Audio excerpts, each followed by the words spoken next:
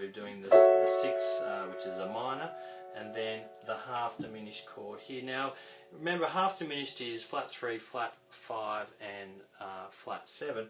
Now, if you're thinking of it like this, you don't actually need to think of it too much. You just need to think of, okay, I am playing the 7th chord of whatever key that I'm in.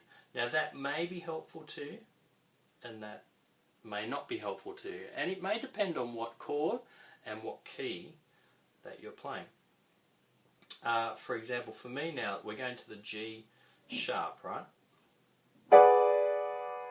And there's our half diminished chord.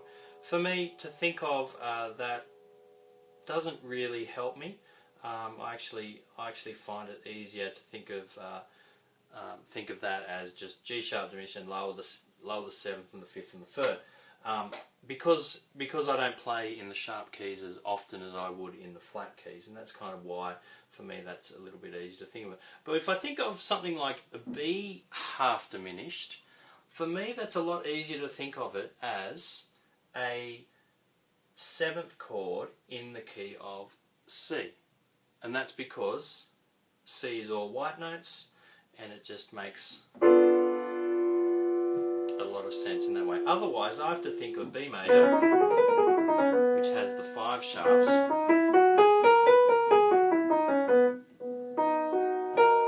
I need to lower the 7th, the 3rd, and the 5th, and then I've got white notes. But I can just say, okay, B, it's the 7th chord. B half diminished, it's the 7th chord of C major, therefore it's all white notes. For me that's a little bit easier.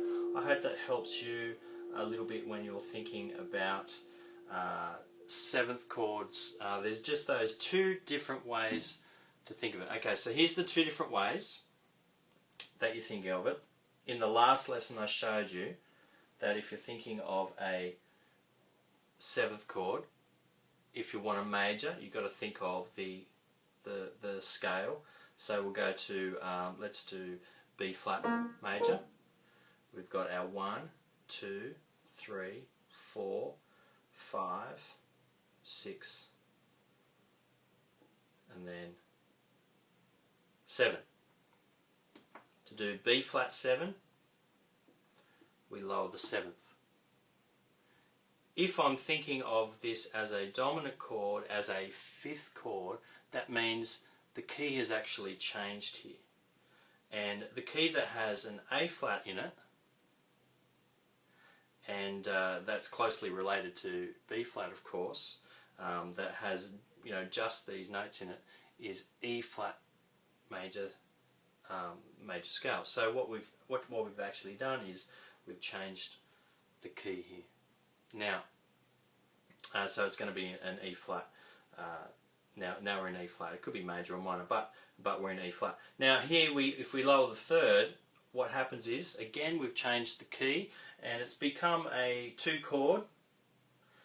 Probably it could be a 3 chord, and it could be a 6 chord if we're looking at just kind of the major, the notes that are made from a major scale. So it changes the way we think of it. Or you can think of it as, you know, it's the lowered 3rd of the B flat, or you can think of it, okay, this could be the key of A flat, D flat. Okay, so there's our A flat major. There's the 2nd chord of A flat major, which is B flat minor 7.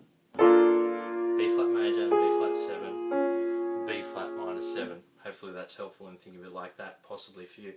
Here we've got our half diminished once we lower the 5th, and then which is also, if you want to think of the half diminished chord as the 7th, it must be the 7th of, that's right, go up a semitone, the 7th of the of B. So you'll see that okay, there's the key we're in now, okay, but we're starting there.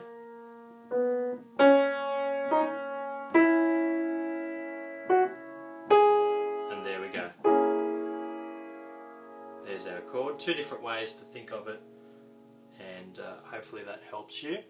If you're a beginner, it may be just helpful for you to work out what's the easiest way to work out a chord for me as I'm playing this song.